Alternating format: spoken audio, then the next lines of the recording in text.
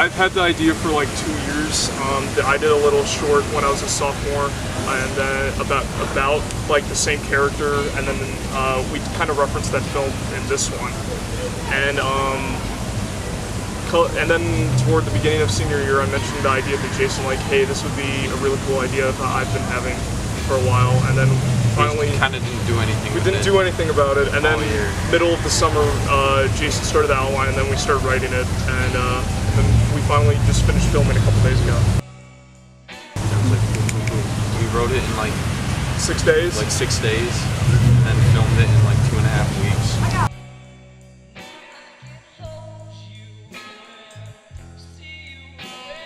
I'm not the biggest fan of storyboards because whenever I do storyboards, it really limits. Like, my mind gets focused on getting those storyboards, and I never really think about coming up with ideas. And whenever I do a project, the best shots always come from something we find on set. So I never do storyboards, but I reread the script, and I usually write the stuff I do. So it's just very detailed pre-production stuff, and having everyone understand what the shot's going to be. So just very detailed pre-production, but no storyboards.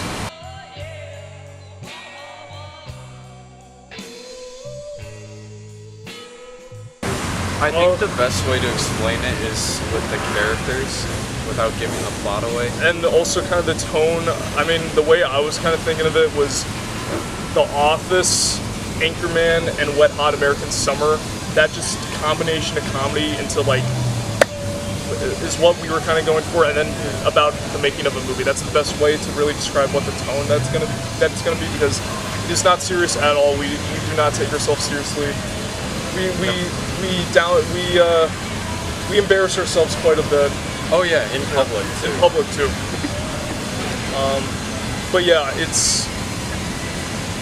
Do you want to describe the characters? Yeah. Sure. Okay, so there's Bill here, who plays Robert Plinkington, who is the director of the film, within the film. He's trying to make a movie called The Vision of Silence. And he's very self-centered, egotistical, believes he's like the second coming, and really doesn't want anyone else's ideas in his movie, so he kind of tries to micromanage everything. And then I'm his actor that he's had for a couple projects. My name, should I tell him my name? Nah, I think that should, because the name's pretty ridiculous. We went through a couple ideas, and then our good friend Danny McGarrell, who also is one of the stars in this, he came up with the name when we were writing it, and it was just so dumb that we kind of had to use it. But it fits his character, because my character is also very self-centered, but in an actor kind of pretentious way. So he takes himself way too seriously. He thinks everything that he does is the best, and he doesn't want anyone to step over him or in front of him. And so he kind of freaks out sometimes. And then there's Danny's character. Yeah, Danny's character was one I kind of came up with the backstory, because Danny's kind of like, he's been, especially when I did like earlier stuff when I didn't really try about, oh, I need to make this good, I just want to make a fun movie. Danny was always like the person who I was going to get to be the actor in that, so I kind of wanted to bring him back on one of these projects, because this was like the last one we were going to be doing before summer ended. Yeah. So he plays a former child actor who wanted to lose his child star persona, so he took up a role as a Vietnam veteran, and to get into that role he went full method, and he hasn't gotten out of character since, so he's stuck as a Vietnam veteran, and he thinks he's a Vietnam veteran, so he's not the child actor anymore, he's the character from the movie. Yeah, Yes. Kind of broken. It's definitely heavily inspired by Robert Downey Jr.'s character in Tropic Thunder, which is one of my favorite comedies.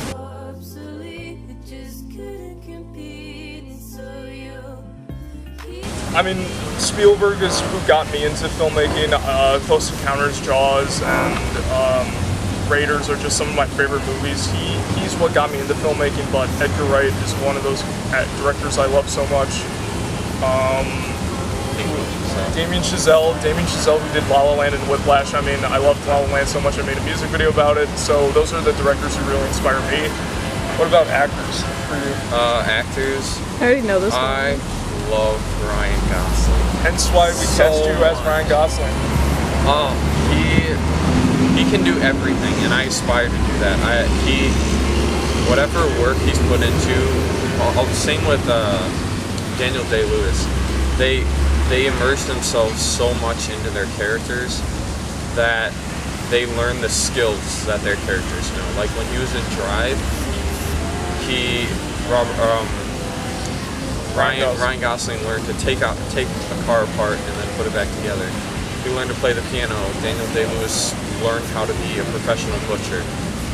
And so I think if I continue to be able to act and I keep getting roles, I want to be able to method act in the sense that they do, where I learn new skills, because that's one of the coolest things that comes from acting for me. And if you have not seen The Nice Guys, that's like Ryan Gosling's best performance. Not a lot of people have seen that. It came out last year. Go see The Nice Guys. That's a phenomenal movie. It's one of the best comedies in a very long time.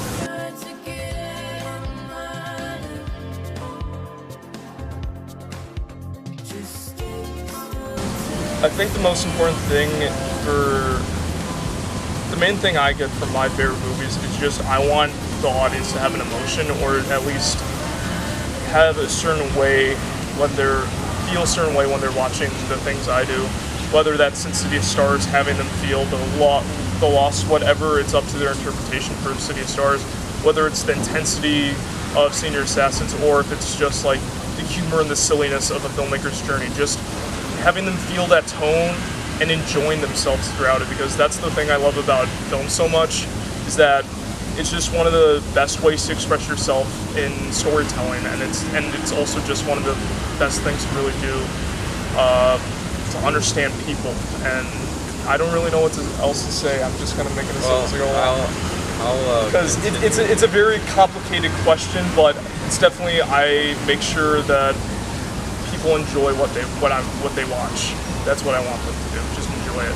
And I think it's really tricky to get to that point where your audience is understanding what you want them to feel, because if there's a shot in there that doesn't feel quite right, the audience is taken out of it.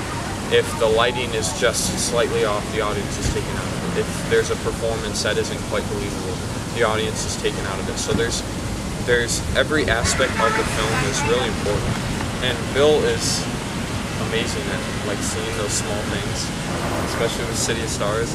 He doesn't like compliments, but he paid it, like the lighting, the cinematography, the cuts and the editing, and I didn't really have to perform much, but it's really important to have a good director that pays attention to everything in the film, because if something is off, then the whole thing could fall apart. Yeah, it's definitely the big thing I say to people, like when they do ask me like just kind of tips, it's just pay attention to the little things. Those little things in a movie that you think people might not notice. That's what really makes it good, something that you can really enjoy. Just those little subtle filmmaking techniques and the filmmaking language just shows it just blows my mind when people do like those kind of things. Just the little things. That's the big focus, I'd say.